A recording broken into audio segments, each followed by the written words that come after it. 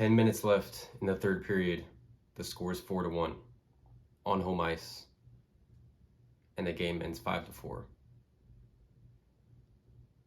What a miserable breakdown.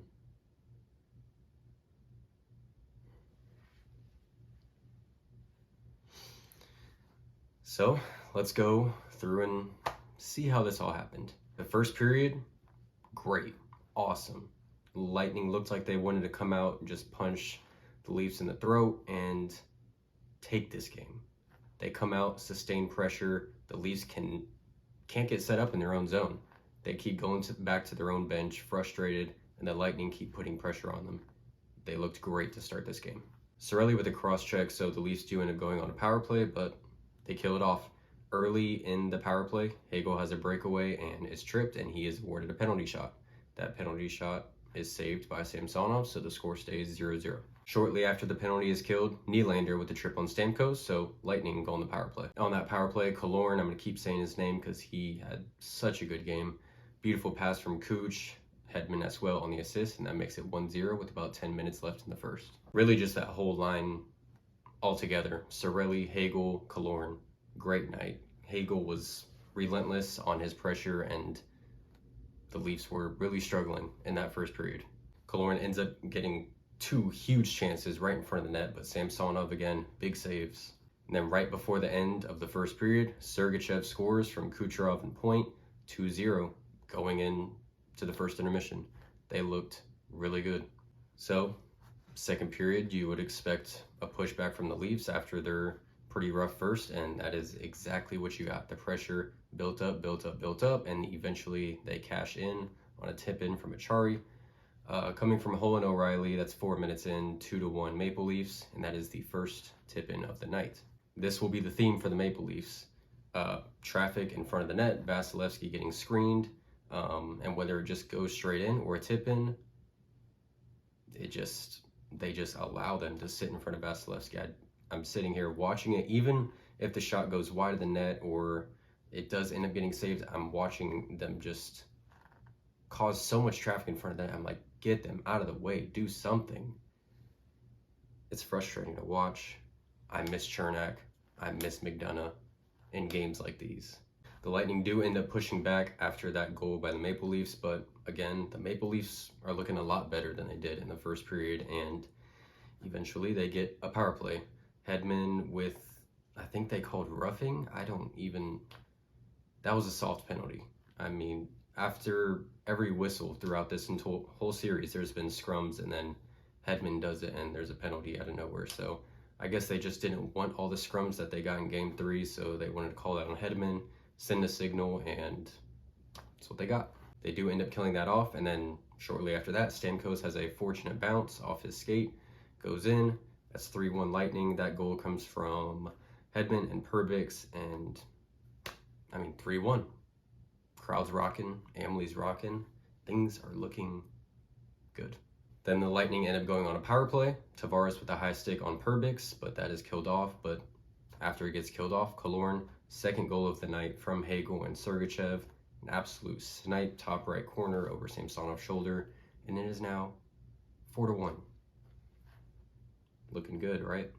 Sergachev and Brody get offsetting penalties, so it's now 4-on-4 for the remaining of the second period. And after the final whistle, McCabe gets a penalty. I don't really know how I feel about that one because it was a late shot. So even as a Lightning fan, I was like, okay. Now going into that third period, the Leafs kill off that power play that was after the final whistle in the second, and the play is fairly even on both sides. The Lightning are getting chances, the Leafs are getting chances. Vasi had to make a big save while losing his stick, doing the splits, and then the Leafs start to push big time. First one comes about 10 minutes into the third, and that's Matthews from Marner and Nylander. Great setup, great shot by Matthews. And that is now 4-2. And that is where my happiness for the night, the good night's sleep and just the good vibes all just go down the drain. Bogosian with a hook on Kerfoot, so Leafs go on the power play. Lightning actually get the big chance to start that power play, but Samsonov has a huge save on Bellemare. And shortly after, Matthews, another tip-in goal. Traffic in front of the net from Nylander and Giordano. It is now 4-3 with about 8-ish minutes left. The game went on for a little bit after that and then went to a commercial break. And then during the commercial break, I wrote on my notes here, Leafs have momentum, Bolts losing edge. Immediately, they come back from the break. Riley from Marner and O'Reilly, 16:04, and it's a tie game. It was 4-1 with 10 minutes left, and it is now a tie game with about 4 minutes left. So, not looking good. The Lightning are able to push back a little bit at the end of the period there to kind of even out the momentum a little bit. It's still not even, but more evened out than it was because the Leafs were on one. And going into overtime, there's not much to say here. Stamkos has a great opportunity. Again, huge save by Samsonov. He is making the saves when they need to happen. When Lightning have a chance to really put a game away, he's making the saves when they need them. Sergachev ends up tripping Nylander. Leafs go on the power play, and again, traffic in front. Kerfoot from Giordano and Nylander, another tip-in goal, and that's the game. Leafs win 5-4, take both games in Tampa, and now have a 3-1 series lead. This Leafs team has found something that the Lightning seem to not be able to stop, and that's really this traffic in front. They cannot. You put a good goalie in net, Vasilevsky, who has had a below average season for his standards and has allowed some goals that you would expect him to make, but I think the trash that he's getting on social media is not completely his fault. Like these tip-in goals, you can't expect him to save those. These goals where he's getting screened, you can't expect him to save those. If he does, good on him. We honestly haven't expected him to save those because this man seems like he's had x-ray vision and just the big cat-like reflexes. Even if there is a tip, he somehow gets to it. But it's not happening this year. So these goals are going in, and the Leafs see this is how they're getting goals past Vasilevsky, and they keep doing it, and the Lightning are not stopping them from doing it.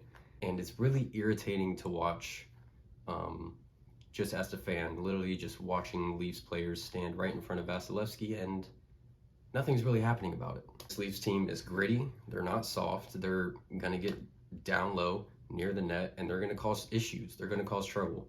And goals like that, those are playoff goals. These beautiful setups, beautiful snipes, they're aesthetically pleasing. We all love those. Maple Leafs do them, Lightning do them. But we know this. Those are not really the goals come playoff time that you're going to see a lot. It's going to be those gritty goals. It's going to be those rebounds. It's going to be those tip-ins. Those are the ones that you need. Lightning are not getting them. The Leafs are getting a ton of them. This might be the Leafs team to do it. This might be the team to do it. That reverse jinx. Maple Leafs fan that's watching this, yeah, this is the year. Y'all are going to do it this year. 3-1 lead. 2 of the last 3 in Toronto.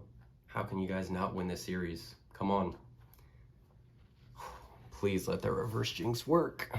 Thank you guys so much for watching.